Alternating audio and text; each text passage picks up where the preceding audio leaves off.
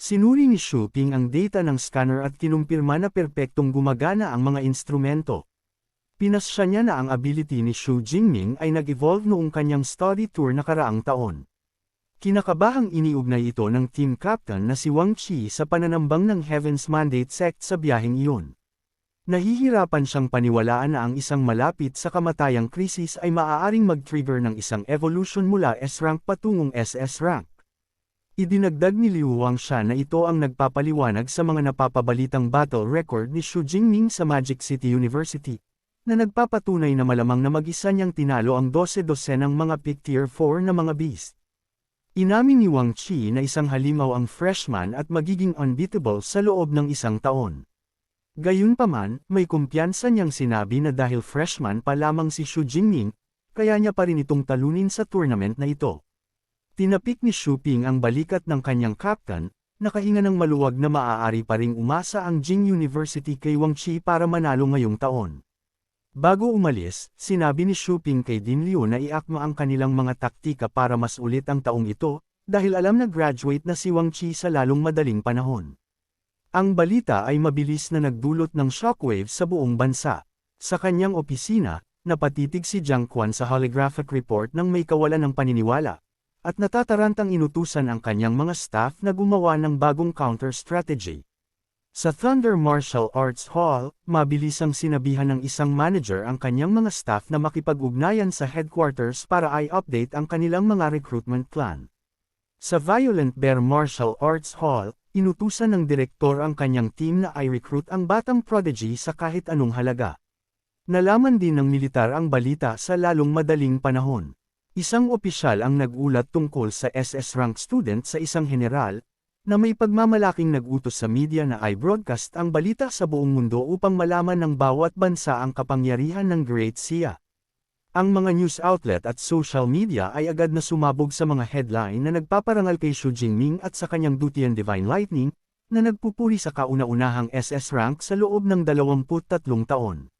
Sa loob ng isang engranding tradisyonal na estate, ipinaalam ng isang assistant sa dalawang lalaking naglalaro ng chess na ang balita tungkol sa SS rank ni Xu Jingming ay trending kahit saan online. Itinuro niya na ang mga dayuhang paksayon ay pinapalaki ang balita at nagtanong kung dapat ba nila itong pigilan. Binaliwala sila ni Councilor Wang Jun sinabing na mga hamak na insekto lamang na maaaring baliwalain. May kumpiyansa niyang idinagdag na ang Great Xia is sapat na malakas para protektahan ang isang solong SS rank na estudyante.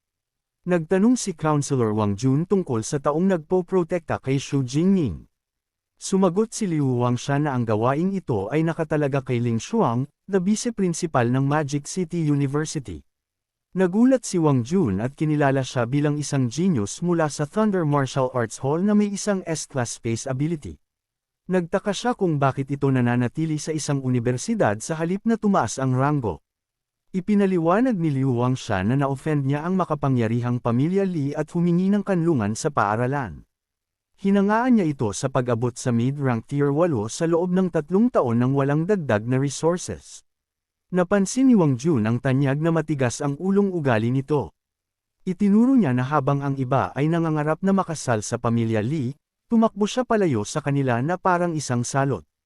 Nanalo sa laro ng chess, ngumiti siya at nagpasya na sa pagkakaroon ng isang taong kasing lakas ni Ling Shuang na nagbabantay kay Xu Jingming, maaari na siyang mag-relax sa wakas. Nang hapong iyon, sa siksik ang tournament stadium, umapak ang host na si Feng Lei sa arena floor para i-anunsyo ang opisyal na pagsisimula ng individual tournament. Ipinaliwanag niya na 64 na fighter mula sa 10 paaralan ang maglalaban-laban ngayong araw para matukoy ang top 32, kung saan ang AI ng stadium ang random na mag-high generate ng mga tapatan. Isang malaking holographic bracket ang lumitaw sa ibabaw ng arena. Nalaman ni Kung Shi na sa ika-6 na laban siya laban sa Suong University, na perpekto para sa pag-scout. Masayang binanggit ni Shen Dongling na nakuha niya ang ika-12 na laban sa isang substitute ng Baishan. Napansin ni Xu Jingming na siya ang unang sisalang sa kanila. Ang kanyang laban ay nakatakda bilang ikatlong laban kay Zhou Chao mula sa Jincheng University. Lalong pinasigla ni Feng Lei ang madla, na inaanunsyo na ang tournament ay magpapatakbo ng 4 na laban ng sabay-sabay sa pagsisimula ng unang round. Naglakad si Xu Jingming patungo sa arena floor, habang ang gintong kuryente ay kumikislap sa paligid ng kanyang spear. Sa mga stands, malakas na naghihiyawan ang kanyang mga kaibigan para sa kanilang captain, na isinisigaw ang pangalan ng Thunder Emperor. Sa kabilang panig ng arena, ang kanyang berde ang buhok na kalaban na si Zhou Chao ay pinagpawisan. Sinisi niya ang kanyang malas dahil nabunot niya agad ang Magic City Captain sa simula, ngunit sinubukan niyang manatiling positibo, sa pagkaalam na ang paggapi sa isang SS-ranked genius ay isang kahanga-hanga. Nang magsimula ang laban, agad na binalot ni Zhou Chao ang kanyang sarili sa isang defensive vortex ng hangin. Gamit ang malakas na updraft, lumipad si Zhou Chao ng mataas sa hangin. Nagulat sa paglipad ng kanyang kalaban, napansin ni Xu Jingming na walang ability user ang dapat maliitin. Habang nakalutang na hindi maaabot, tinukso ni Zhou Chao ang kanyang kalaban, na nagke-claim na hindi siya matatamaan ng Magic City Captain bago maubusan ng enerhiya. Umatake si Zhou Chao mula sa itaas, na nagpapakawala ng matatalas na wind blades. Ang mga atake ay bumagsak sa arena, ngunit madali itong iniwasan ni Xu Jingming sa pamamagitan ng pagdash. Kinakalkula ang distansya, na pagtanto ni Xu Jingming na ang kanyang patayong talon ay hindi aabot sa kanyang lumilipad na kalaban. Ang mga ranged spear ay mahirap din itama, kaya nagpa siya siyang lumikha ng isang malakas na suction force para hilahin ito pababa. Pinanood ng mga manunood ang aerial bombardment ng may pagkadismaya, na nagrereklamo na ang paglipad ay isang cheap na taktika.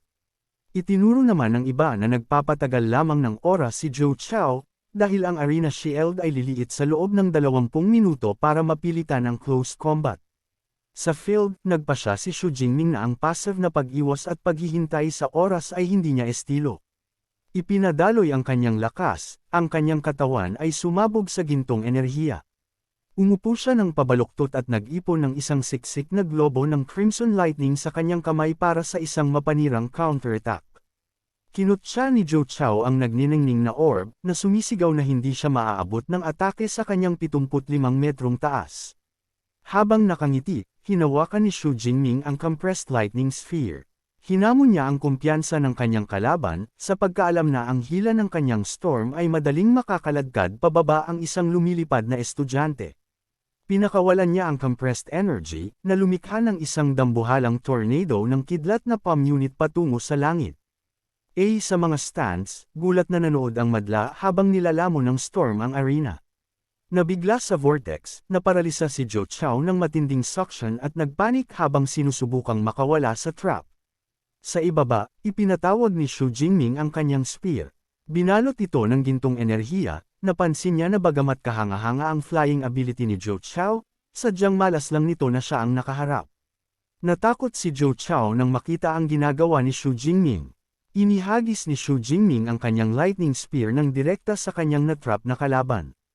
Desperadong mabuhay, nagpatawag si Zhou Chao ng isang malaking wind barrier para protektahan ang sarili. Ang depensa ay lubos na walang silbi. Ang spear ay bumangga at bumasag sa barrier. Dinurog ito ng pira-piraso bago bumaon sa dibdib ni Zhou Chao.